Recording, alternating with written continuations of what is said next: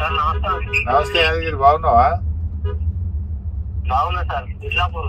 ఇట్లాపూర్ హరీష్ రావు మాట్లాడుతున్నా. అదే ఇప్పుడు కాలువ కాడికి పోతున్నాం సార్. నది పోతుండ్రా? నా సొంత పైసలు పెట్టి పంపిన పైపులు అవి. మీరందరు బాధపడుతున్నారంటే ఇక అది అయితలేదు, పోతలేదు, రేవంత్ రెడ్డి పట్టించుకుంటలేడు ఏమన్నా కానీ నేను పంపి చేపిస్తున్నా. మరి మీరు బాధపడద్దు. చదువుతుందా కార్తీక? ఆమె హాస్టల్నే ఉందా? జర ఎక్కువ ఇక ఊకే దొలకరాకు ఆనే ఉండని, 2-3 నెలలు ఆనే ఉండని.